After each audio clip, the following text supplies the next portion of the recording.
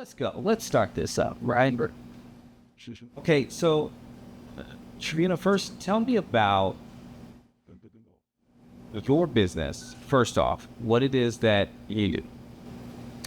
So I have a faith-based management HR consulting firm, and within that, we do a lot with project management, HR pieces, including benefits, because I'm a licensed insurance agent as well. And that's the focus, and to really help our government with projects that they have, small businesses, and nonprofits. Now say the name again of the business. It's called Trepson Operation and HR Consulting. Now, something I thought that was really interesting in going over your notes here is that you've also written a book that, if I'm not mistaken, connects as well with what you're trying to do within your business. How so? That's true. So my book is called Christian Entrepreneur, Discerning Your Path.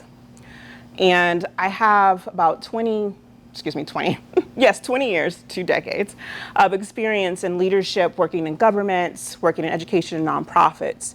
And what happened from age 6 to about 3 years ago is that I had pretty much been walking around for about 40 years following my own will, until finally doing that, I kind of have a breaking point.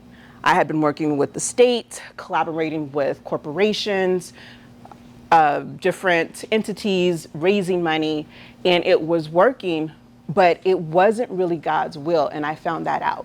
And so what he did is he sent a friend of mine that was from Costa Rica, kind of as a missionary, all the way to Iowa where I was living.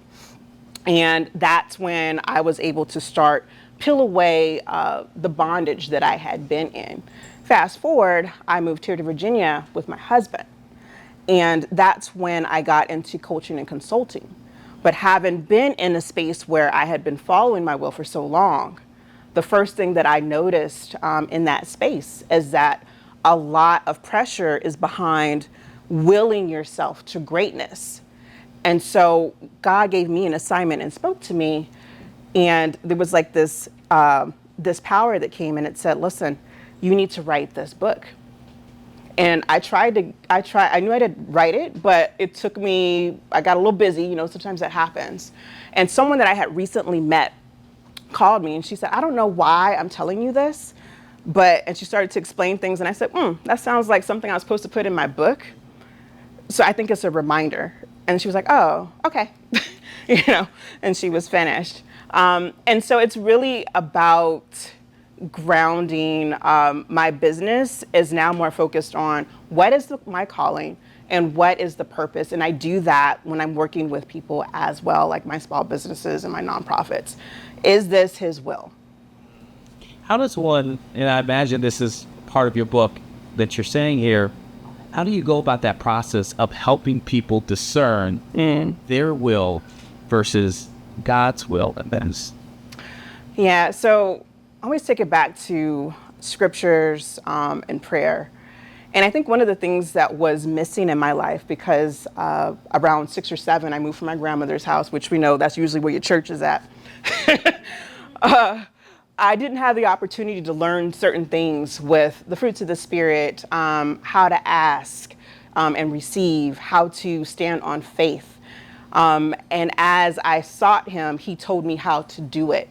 And so I typically work with folks that understand some components of that, because sometimes it's just that the need to get money or need to get success will cause them to shift focus. And so we're like, hey, let's get back on the path. So for those who want to use your services or even get a hold of this book, how can they do so? So the book they can get on Amazon. They can go to my website, trepson.com or trepsonconsulting.com. Both will work.